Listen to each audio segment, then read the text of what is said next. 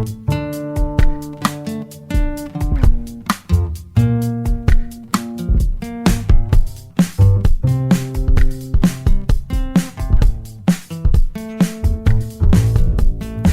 is Where We Live on Connecticut Public Radio. I'm Lucy Nalpathanchel. Winter is a time to slow down, and if we let it, a time to be gentle with ourselves and others.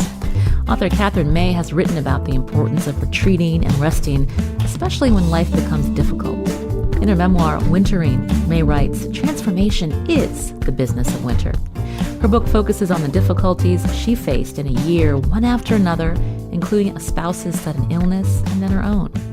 What do we do when the bad outweighs the good? Society tells us to suck it up and carry on, but how many of us take time to slow down and rest in difficult times? You can join us. Find us on Facebook and Twitter at Where We Live. And Katherine May joins us from England on Zoom. Katherine, so nice to talk with you today. Lovely to talk to you too. Hi. So again, we have an excerpt of Katherine's book on our website, WNPR.org/Where We Live.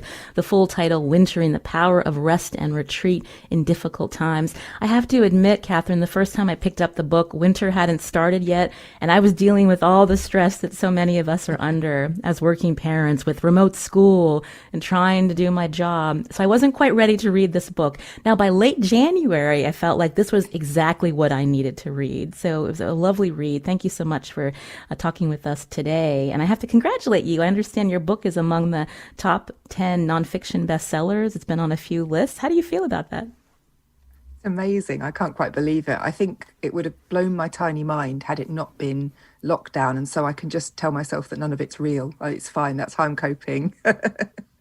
So I never really thought about the term wintering. Can you define that for us? What does it mean exactly?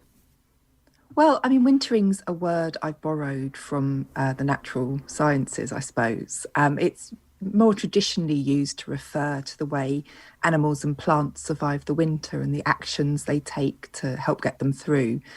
But I've reused it to think about the times when we are wintering from everyday life. So when we're cut off from the world, feeling frozen, feeling unable to take action, perhaps feeling humiliated or rejected, or perhaps suffering from an illness.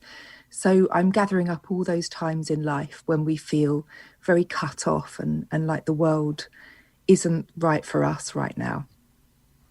So when did you start writing this book? Obviously, again, we've been in a pandemic for about a year now, but you started writing this before that. So there was a period of wintering in your life. Can you talk about that? Yeah, so it came a couple of years ago, around the time of my 40th birthday, which I think for a lot of us is a time when mortality visits us slightly. We begin to think about being middle-aged and all of those, I don't know, those features land on our faces that we recognize from our parents. And yeah, so that was already on my mind. But first of all, my husband fell very suddenly and very seriously ill with a very terrible appendicitis that caused a massive infection. And then while I was sitting by his hospital bed, I realized that I'd been unwell for quite a long time too. And that increased to the point when I couldn't go to work anymore. And then, as you say, these things do come in threes. When I was just getting on top of my own illness, we had to take my son out of school for a while because he had stopped coping. So we had this perfect storm of life events that really took us right back to the bare essentials of life, I think, in lots of ways, and made me really reflect on what I was and what I wanted to be, but also put me into a space where I was surviving the best I could. So when we have, again, physical conditions that keep us from doing what we want to do or feeling well, but you've also suffered from anxiety and depression, and you've talked about that in your book, and those are also moments of wintering, Katherine? Absolutely, yeah. I'm one of those people who's got a pattern of anxiety and depression across the whole course of my life, right from childhood, and had some very serious bouts, which I think have been life-threatening, realistically. And I know now that they come regularly. These winters visit me regularly and take me away from everyday life once again. but I've kind of got used to that pattern of them now, and I almost trust them. I almost know that they've got a narrative arc and that I can endure them. When they first started, I didn't think I could, and now I know and I believe that I can. And that's helped me a great deal, I think, to just know that this is a pattern that my brain falls into and that it will pass. Mm. You've been a writer for some time, and so when did you decide that this should be a book? Again, writing about what happened to you the year of your 40th. Yeah, well, I suppose I would, if I'm honest, I'd say that I always wanted to write a book like this. I always wanted to write a book that helped people and that was a guide to the kind of life that I've always lived and that I know loads of other people live, but that perhaps we don't talk about, this life of physical and mental illness and knowing that that's a regular occurrence. But it only came to me after I had finished writing my last memoir, which was The Electricity of Every Living Thing, which was a memoir of me learning I was autistic when I was 39. I'm one of the many increasing number of late diagnosed women. And I think after writing such an intensely personal book, I really wanted to write a book that was perhaps a little bit more general, that perhaps took a step back and helped other people to learn some of the teachings that I'd learned. And I didn't really mean to write about all the personal stuff in this one. But while I was writing, it came anyway and kind of knocked on my door.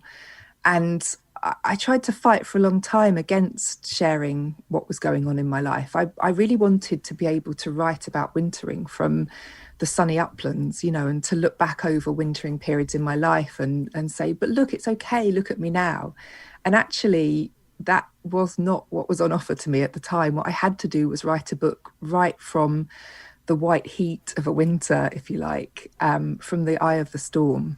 And I think probably in retrospect, that's what makes it quite compelling for readers, because I go into experiences that maybe I wouldn't have remembered. It's a blow by blow account. And so all of the dark and dirty bits of a personal wintering are in there. The moments of paranoia, the moments of anger, the moments of bitterness are all in the book, as well as the nice kind of, big landscape stuff that I'd meant to write. You talk about in Wintering, again, the power of rest and retreat in difficult times. Katherine May, my guest today, the author of this book, you talk about that there's stigma around wintering, this idea of taking periods of rest when we're dealing with a lot of life challenges. Can you talk about how that manifested in your life? I think it manifests in all kinds of ways, both kind of overt and very subtle. I think we have a culture that doesn't talk about those periods, or that turns away or looks on them with pity. And actually, I don't think pity is necessarily appropriate for these times. I think for me, I see them as a normal part of the life cycle, and a part of the life cycle that we have miraculously ignored somehow. We all conspire together to pretend they're not there. I think also, there are some very pressing fears that are, to do with work and whether or not we will lose our jobs, lose our income, those fears of financial failure that become much more intense when we are admitting to maybe not being the perfect employee for small amounts of time. And also, I think there's something in our culture right now that has changed that makes it harder than ever to talk about negative experiences. And that's because of the way we're interacting on social media. We're all sharing beautiful images of supposedly beautiful lives. And we forget that when we see people's Instagram feeds or Facebook feeds, that what they're showing us are the beautiful bits that comfort them, that make them feel like they're in control. They're not even necessarily trying to fool us that their life is perfect. They're probably trying to fool themselves as much as anything else. But we read those and we feel like we have to be perfect too. So we tamp down our darkest moments. And add that to the culture of sharing motivational quotes, that tell you that everything's okay and you just got to be on top of things and you can do this. And sometimes in truth, we can't do this. We can't hang on in there. We can't, put on a brave face. And there's no space that we're making for that. And we urgently need to do that, particularly in a year like this. It is interesting to see how in this last year, I feel like more people have been open about feeling inadequate or under stress or depressed, and because we've been isolated for so long. And I think it's been interesting to see that. But why did it have to take, the whole world in this pandemic, Katherine, for us to be more empathetic and to understand that life is not linear? I really agree. I think we've seen a real outpouring of sharing this year. And although it's, sharing not very nice stuff, it's really cheered me up to see it. I think particularly actually in terms of parenting, we have made external the stuff a lot of us hide about parenting, all the difficult bits, all the moments of frustration, all the moments when we feel like it's far too much. And I think that's a real step forward, and I hope we can carry on with that afterwards. But you're quite right. In truth, there have always been loads of us, like huge sections of our society, who are facing very similar situations to this pandemic. The people with chronic illness who've never been able to leave the house very much, the people who have suffered job loss, the people who have suffered severe mental health problems, the people, I could go on and on and on. This has always been there, and it's great that we've externalized it. But what we've got to fight very hard to do is not hide it all over again once this is all over, because there will still be loads and loads of people suffering and struggling who will need our care.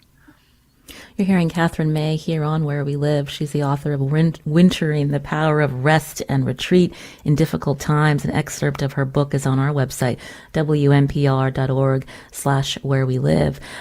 You touched briefly on the way that you start this book. You talk about your spouse's sudden illness, and then you also were ill. So can you talk a little bit more about your feelings as a mother at the time, and not knowing if you had a very serious condition and how that would impact not only your family, but just your life plans and what you had going on at the time, Katherine?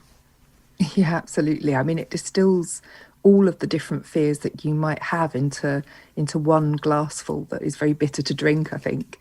I mean, we'd already been through the horrible situation of having to take my son in to visit my husband in hospital, wired up to loads of machines and beeping. And that was very, very frightening. And he had, already had that very real fear of seeing his father like that. So we were still recovering from that moment when I became ill. To cut a long story short, I've got a series of serious gut problems that, will be with me forever. But at the time, my doctor advised me that it could well be bowel cancer and that I should prepare for bad news. Luckily, the bad news didn't come. But that put so many things in my mind. I mean, of course, every parent fears that ultimate, horror of having to leave their child when they're young. I mean, that was terrifying. But even when I thought about the future as I was afraid of not being able to provide for him, not having the energy to, do all the things that he wants to do. I was afraid of being the mother who was, always on the sofa and was never enough. And I could see how it affected him too. He knew I was unwell. He could see I was in pain. You can't hide these things from your kids as much as you hope you can. And it brought a whole lot home. It brought a lot home about my own vulnerability. But it made me think too about how we never get to choose quite the lives that we hope we can choose. We're not in that level of control that we believe we are. And it's those times when the rug is pulled from under your feet, when you really have to radically accept that I didn't get to choose this. I didn't get to make the life that I'd hoped for him, but I can still make a good life, and that he is learning a lot about his own reserves of compassion and how to live with restraints. And I actually came to think that's very, very important. And you took time away from your job, and you mentioned that your son at the time was also taken out of school to help with some coping that he needed to do and to get to a new school. You write about all of that in your book, Wintering. But even before this particular period in your life. There was a time before you even had your son, when you were pregnant with him, that you needed to travel and you had made plans to go to Norway. Can you talk about that trip and what was going on in your mind at the time? Yeah, so I'd been, very thoroughly assured that I wouldn't be able to conceive without help. I have a sort of long-term hormonal imbalance, and so while I was on the waiting list for IVF treatment, I found myself pregnant, to very, very much to my surprise, and that had an interesting effect on me because actually I'd started trying for a baby early because I thought it would take so long. I'd watched other people on IVF and seen that it took 5 or 10 years for them to conceive and thought, okay, that's my time scale. I've got a lot to work with. Brilliant. I'm in control of this. There we go. There's that myth again. And when, to everybody's surprise, I turned up at the IVF clinic pregnant, I actually went through some surprising emotions. I was delighted to be pregnant, but it was actually quite a risky pregnancy. I had loads of problems with that pregnancy. So it all felt very tentative anyway, but also this wasn't my plan. This wasn't my financial plan. I didn't feel ready really. And there were things that I told myself I would do before I had a child that I hadn't had a chance to do. So life had kind of visited me very hard. And but through, I had morning sickness through my whole pregnancy. I had very high blood pressure. I had all sorts of problems. But I had this urge to travel, to do one last trip before my son came. And so I found myself negotiating with my midwife to take a trip to Norway to see the Northern Lights, which is what I'd always wanted to do. And it was really touch and go. She was really not sure at all that I should go. And in the end, I had to assure her that I'd never be more than a couple of miles from a hospital. And it sounds crazy when I say it now, because actually the easy thing would have been not to take that trip. But I had this urge to do one last wild thing because I knew that I'd be living with restrictions for a long time. So I did. I travelled to Tromsø to go and see the Northern Lights, and I'm not remotely sorry that I did. It was incredibly beautiful. It was amazing to experience the polar twilight. They'd just come out of the 24-hour darkness, but now they were having only twilight instead of daylight for a few hours a day. It was incredible to see the Northern Lights. But what's more, I think I learned a lot about these societies where there's a certain hardiness and a certain acceptance of winter and a need to adapt and change in order to cope with it because you can't fight it. In your book, you write a lot about Nordic countries, their approach to the winter season. There are also countries that see not only a high quality of life, but more depression and alcoholism. So I'm wondering what you learned not only that trip, but when you've done research and talked to others from these countries about how to approach the dark, the cold, when it forces us to take time to slow down. Yeah, I think Nordic countries can teach us so much about that. And we talk about them a lot, and we tend to see them as these very utopian societies where everybody's very happy and life is very cozy and very wonderful. And we've got that slightly wrong. And I think a lot of Scandinavians are a bit frustrated with the focus on hygge, this idea of coziness and homeliness, without the counterbalance of the darkness that responds to. Because what Scandinavians are expert at, particularly the people who are living near to the Arctic Circle or north of it, is preparing well for a hard winter and doing all they can to cope with it, not because it's lovely, but because it is so awful and because they know that they have these huge and horrible peaks in suicide during the winter. They have, terrible problems with alcoholism, addiction, domestic violence, high rates of depression in the winter, high rates of anxiety. So they know that this stuff can visit them. It's not that everything is perfect and utopian, it's that everything is potentially awful. So they just have these brilliant ways of coping, and that's to do with being very ready for winter and finding ways to keep themselves feeling happy and cozy and finding moments in their day that feels like a break. And that's why sauna is so important in the far north. It's not a luxury item for them. like it is for us, I think. You share a funny anecdote about what happened with your sauna experience. I don't want to ruin it for our listeners. I'll have to pick up the book. But going back to your trip to Norway again, you went to see the Northern Lights. This is right before your life was about to change with the birth of your son. And you go to visit the indigenous people in Norway, the Sami. They raise reindeer. And you go on this sleigh ride. I was wondering if you could read an excerpt for our listeners. Yeah, I'd love to.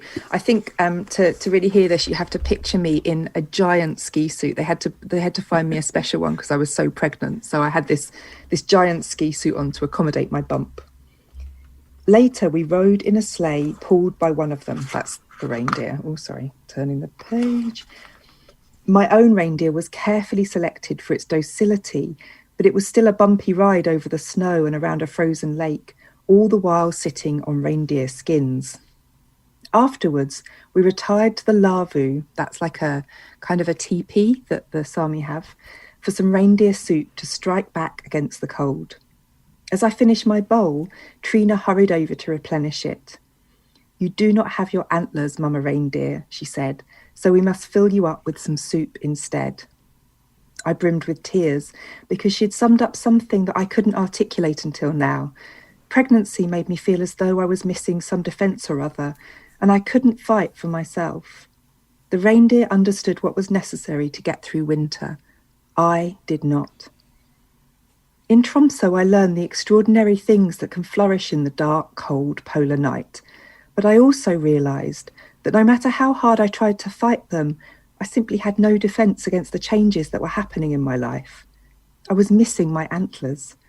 I'd skittered over to a different country to convince myself that I could carry on just as normal, but instead I saw only my desperation mirrored in the ice. But it was there too that I came to a kind of acceptance of my own limitations and of the future that lay before me.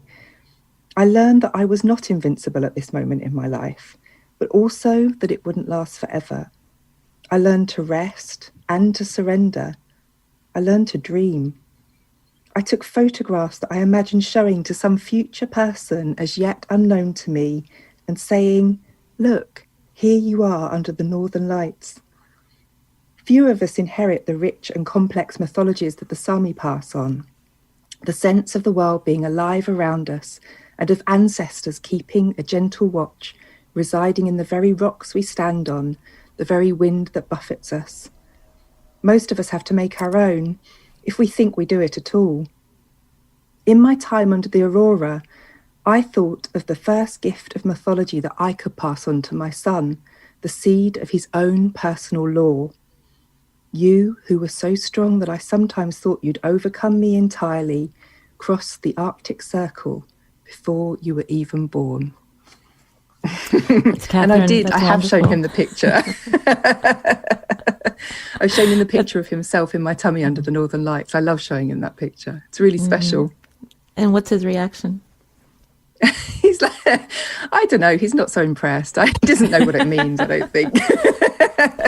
But he does still have the little polar bear that I bought him there. So that's always really nice. That's Katherine May, author of Wintering, The Power of Rest and Retreat in Difficult Times. My guest today here on Where We Live. I'm Lucy Nalpathanchel.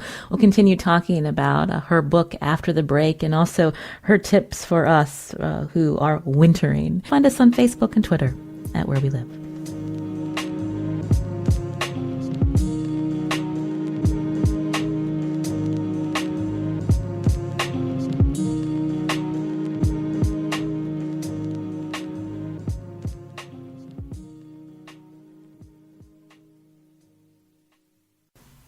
This is Where We Live on Connecticut Public Radio. I'm Lucy Nalpathanchel, broadcasting remotely.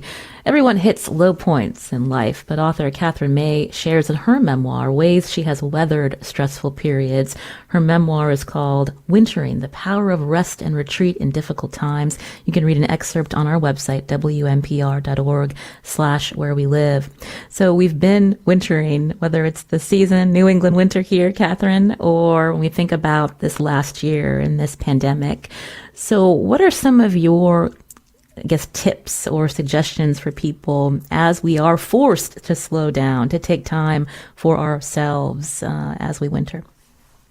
Well, I mean, I think the biggest tip really from me would be to accept the winter that's happening to you.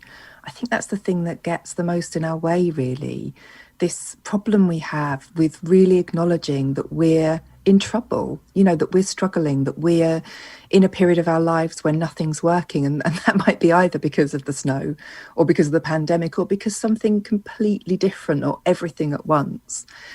And, that acceptance means so many things. It means that we might be able to ask for help that we need. It means that we might be able to make some adaptations because we're taking ourself and our needs seriously, And by adaptations, I mean, we might be able to give up on some commitments and make a bit more space to have a rest, for example. But I think most of all, it means that we can look what's going on in the eye and let the change that's happening actually happen to us rather than keep flinching away from it. I think quite often the flinch away from pain or from difficulty or from distress is the thing that causes us the most distress. When we can learn to walk with dark feelings and to hear them and to listen to what they're telling us, because they're all instructive, then we've got this possibility of making a change that lets us cope in the next phase of our life if we're not managing at the moment. I think that's really important. You write wintering is usually involuntary, lonely, and deeply painful. And so we don't want to do this until we're forced to, Katherine. No, well, but maybe we should do. I mean, that's the problem, isn't it? We all wait until winter absolutely overtakes us. We all wait until the blizzard has happened and our front door is under 6 feet of snow. And if we could possibly learn to recognize our winters a tiny bit earlier, to see them coming and to accept that they're a normal part of our life cycle, then we might avoid the worst ravages of them. And I think that was very true for me. If I could have, I mean, goodness me, gone to the doctor about my health problems 6 months earlier, for example, then maybe it wouldn't have been so devastating when that illness came. Maybe I would have been able to, stay in my job, for example. Although I have to say that's one of the huge insights of wintering, that often we're forced into change through wintering that we absolutely resist and don't want. But after that change has happened, we integrate it. And now I look back and think, I'm so glad I had to leave that job. Like I really, really needed to move on from that. It really wasn't serving me. It was really making my life very hard. But I had to be dragged there kicking and screaming. And I think if we could all get to a place where we didn't have to be dragged there kicking and screaming, when we could still make decisions rather than be forced into them, then that's how we begin to get hold of winter. We focused some time talking about wintering, this power of rest and retreat after, say, a physical health condition or a mental health crisis. But what about when we talk about death, Katherine? I was thinking as I read your book, I've been open about this on the show, but when my parents passed away, I really struggled with that time of grief. And I think part of that was because of how people approached me. And I think that goes back to when we think about culture and anticipating that people bad things happen and you get over it and move on. But grieving is a process. It takes time. And some people understand that and some do not. And it does lead to difficulties when you're dealing with it yourself and trying to figure out, well, how do I keep going when it's not just I can flip the switch and be better and be back to where I was. Oh my goodness. And there is somewhere where we've really lost ground, isn't it? Because 100 years ago, we would have recognized grief as a process and we would have made space for it. I mean, think back to, the Victorian practice of wearing black for a year. I mean, maybe that seems very excessive to us now, but at least that acknowledged and externalized grief. Whereas now we treat people grieving as if they're inconvenient, their feelings are inconvenient. And they have to, as you say, kind of get on with it. And when you're grieving, you can't, it comes and bites you. At random times, I'm guessing you found that too. I know that was my experience of grief.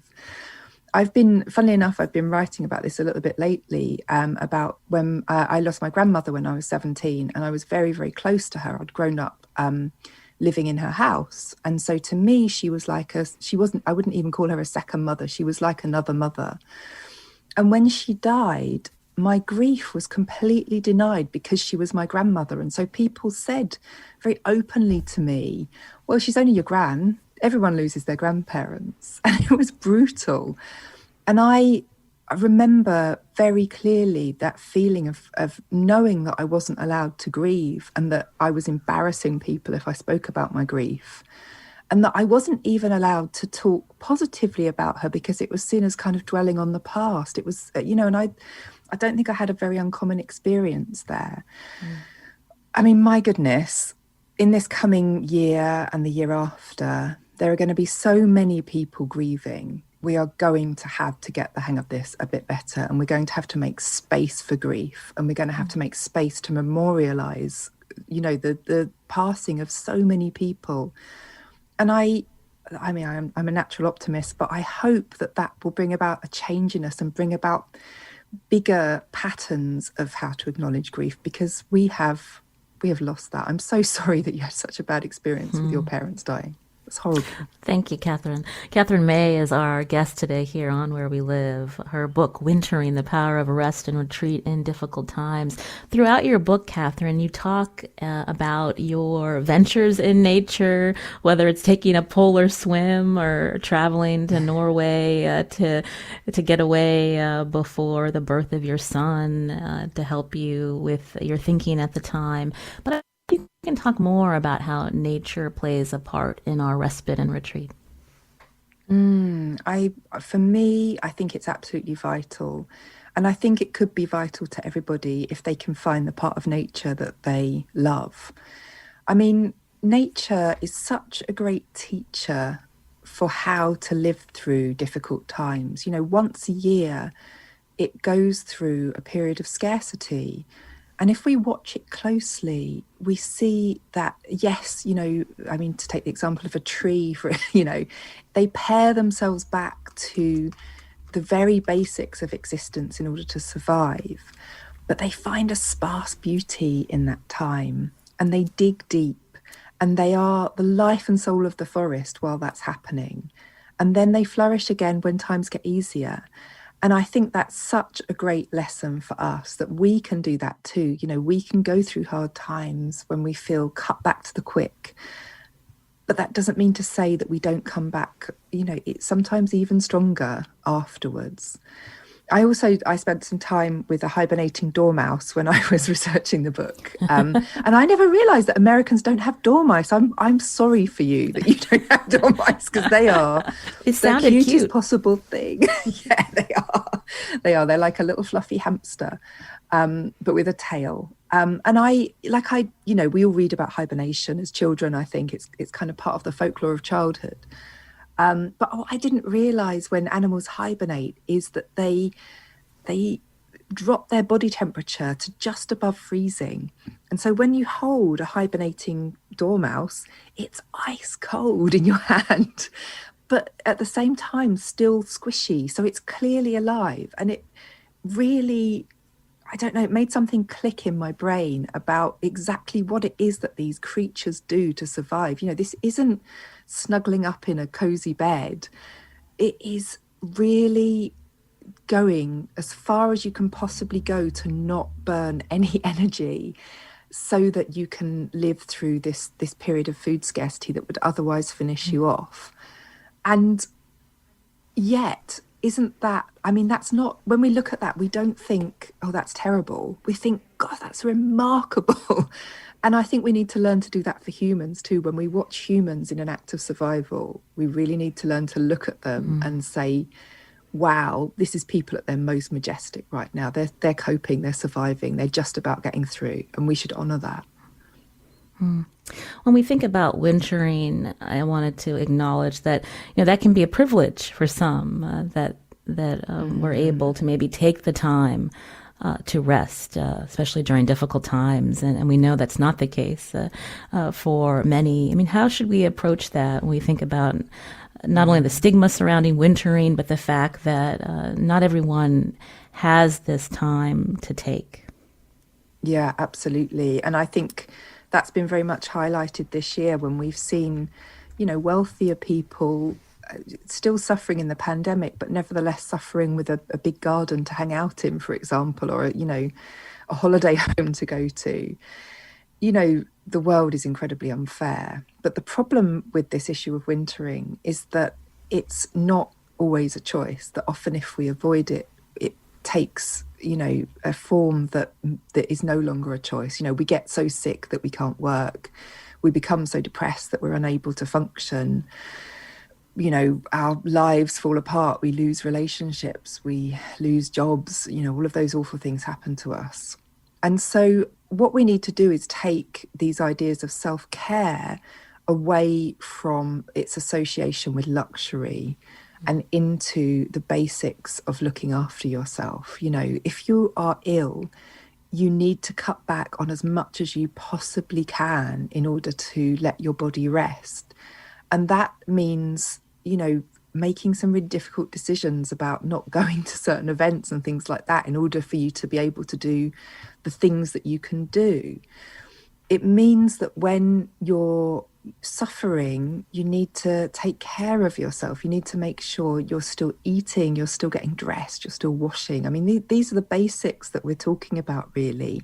This is not about going for a massage and lighting a scented candle, as lovely as those things are. It's about really, really paring back to what we need. And I mean, there's a big change that needs to happen here, isn't there? That when people are in this period of crisis, we've got to create a world that means they don't lose absolutely everything. And in order to do that, we need to recognize that this is going to happen to absolutely everybody somewhere along the line. And yeah, I wish I could solve that one. Katherine May is my guest today on Where We Live. She's written the book Wintering, The Power of Rest and Retreat in Difficult Times. You can read an excerpt on our website, npr.org/where we live. We'd love to hear from you how you're wintering. Find us on Facebook and Twitter at Where We Live.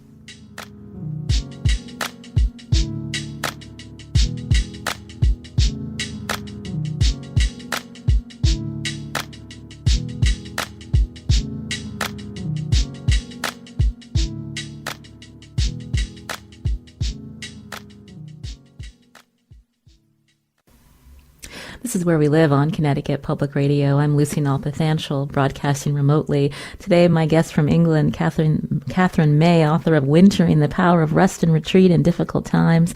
She's joining us on Zoom today as we talk about her book. I'm wondering how you've been wintering the past few months. I would definitely want to ask you about the polar swims that you've taken. Yeah, so I during the course of writing the book, I got invited to take my first cold water swim. It wasn't actually my first. So I used to take part in an annual sea swim that we have at New Year in Whitstable, where we all, run into the water, scream, run out again, then have a bacon sandwich, and congratulate ourselves. But this was a little bit different. This was a group that was trying to form to swim all the year round. And at first, it was only me and someone else that turned up, and it took massive courage to get into the water. And I got in and thought I was going to die and ran out again. But after that, I swam every day. I was determined to get the hang of this, but I also had this kind of sense of real euphoria that came after I got out of the water. And I realized I'd survived it, and so I could survive it again. So the first time I got into the water, there was snow on the beach, only a tiny bit. We don't get much snow in Whitstable. But yeah, it was pretty challenging. And I've learnt to love it. I've been swimming every winter for 3 years now. This year I've been a bit curtailed. I've had some problems with my ears. It's been a bit challenging. And also because of lockdown, the rules of our lockdown mean that we can't meet in groups. And I've realised that one of the huge benefits for me of cold water swimming is doing it together and being brave together and being resilient together. And the kind of lovely conversations that open up when you're freezing cold in the water, because it really loosens your tongue. But I think I'll always swim through the winter, maybe not as regularly as I do now, but I absolutely adore it. It just gives me this enormous sense of peace and well-being that I just don't get anywhere else. It's interesting when we think about how some of us like to get away. We think of warm climates and sitting on the beach. You're drawn to swimming in the ocean when it's cold. Have you always been drawn to the cold, Catherine? Yeah, I have. I'm a real winter lover, but also I hate the heat too. So it's it's kind of aversive too. I'm always trying to cool down, and it's definitely why I live by the sea. I didn't grow up by the sea, and I moved here in my late 20s, partly because I love getting into the water, cooling down. I love blustery days on the seafront. I love it when the waves are really wild. And whenever I can, I get down to Devon in the southwest of the country, where it's even wilder and even colder. So yeah, no, it's definitely part of my personality. I come from a family of sun worshippers, and I was this strange little child who was always too hot and always wanted to be out in the cold. My producer Tess just suggested we have a team cold water swim. I'm not sure if I'm there yet. Yes, Maybe I'll put that on. I will be there to support you in an online capacity. This has been a remarkable year, and again, you had no idea when you're writing this book that this would come out at a time where we all needed to read something like this in a pandemic. What have you been hearing from readers and people who have shared the wintering in their lives, Catherine? Oh, so much. I get the most beautiful letters. And do you know what's really interesting is, yes, we say a lot like the book came in a year when people needed it. But actually, the letters I get revealed that people would have always needed it. There's all kinds of hidden struggles that are going on. I mean, even today, I've had a letter from a man whose daughter recently had a car accident, and he's read the book while she's recovering, and it's helped him to process his fears about what her future will be. I've had correspondence with somebody who's undergoing cancer treatment, talking to people who are bereaved. I mean, actually, we all needed to talk about these times, however they come. And it helps definitely that we can all frame it around a pandemic. But in fact, this stuff has always been happening. It's just very under the surface. How is your son doing? You talk about, again, his struggle with school. You took him out for a part of the time and you found a new school for him. But I'm wondering how you approach wintering with your son and the conversations that you had. Well, it was quite interesting because when the pandemic, arrived and we knew that schools were going to close, he and I were like, oh, here we go again. Between us, we've got a kind of vocabulary now. I mean, he's really happily settled in a new school. And it means that we can talk about struggles in a different way. It doesn't stop the struggles from happening, incidentally. This isn't like a cure-all, but it does mean that he and I have a way of talking about it between us. And I mean, one of the things we learned when we were homeschooling was to be able to both admit when things were going wrong, when things hadn't gone as planned. We just kind of can look at each other now and say, well, that went well, didn't it? And shrug and laugh it off. And that's been really powerful for both of us, because actually so much of what we plan for our children, what we hope for our children, doesn't happen or doesn't work out, or we try and create beautiful moments and they resist it, or we just get it wrong and we don't put stuff in their way that's actually interesting to them. And I think between the two of us, we're quite resilient and we trust each other. And so this year has been kind of okay for us. We know that we've survived a moment like this before, and we know that we can talk about how rubbish it is and not be ashamed to say when we're fed up or when we need a break. I don't feel bad if he has to spend a day watching telly and on his screen because we're all overwhelmed. That's actually something that we need sometimes. And I think we've learned not to push ourselves too far. It's been really helpful. We feel like we're experienced in it. It's still not an amazing time for us, but we've got some perspective. It's funny, I've had that same evolution in my house where we used to worry about screen time, but now it's like, you know what? It's okay. It's Yeah, just for the because time you have to being. Well, do absolutely, you have to do what you got to do. And I mean, honestly, thank goodness for screens this year. What would we have done if this had happened 10 years ago and there wasn't Minecraft and Roblox as they're the important ones in my house. I don't know about your house, but and Skype to talk to grandma and all of those things. I mean, wow, I am so grateful for technology. very true. Before we run out of time, Catherine, in your book, you also talk about the importance of keeping your hands busy. What have you been doing? Have you been learning to knit? Have you been doing more baking? Yeah, I'm back to my terrible habit of pickling weird things. So I talk about this in the book that I come from a big family of picklers, and there's a kind of belief among us that you don't pickle anything that you've paid for. That would be a waste of fresh produce. So if you're going to preserve something, it has to be either foraged or it has to have come to you for free. And so I got an over delivery of cucumbers from my supermarket the other week. They put 6 in my shop instead of the one that I'd ordered. And so I now have a huge quantity of pickled cucumber. And of course, because we're locked down, like there's no one to eat it. So that's stacking up around my house. Yeah, and I've been making Seville orange curd and all sorts of weird alcohols, which is another bad habit of mine. Like I will preserve anything in vodka. I'm currently working on a bay leaf vodka recipe, which I'm not sure has any utility in the real world, but I'm fascinated to know what it will taste like. And I'm knitting a cardigan for my friend who's pregnant, so I'm quite enjoying that. Although I'm a very grumpy knitter, and I'm not sure I'll finish it because I never finish very much. But the thought's there, right? I'm sending her pictures as I go. That might be all she gets. Well, we've really enjoyed speaking with you today, Katherine May, again, author of Wintering, The Power of Rest and Retreat in Difficult Times. You can read an excerpt at wnpr.org/where we live. Katherine, it was a pleasure. Thank you so much. Thank you. I've had a lovely time. This is Where We Live. I'm Lucy Nalpathanchel. Today's show produced by Tess Terrible. Hannes Brown composed our theme music. We hope you have a lovely, restful weekend.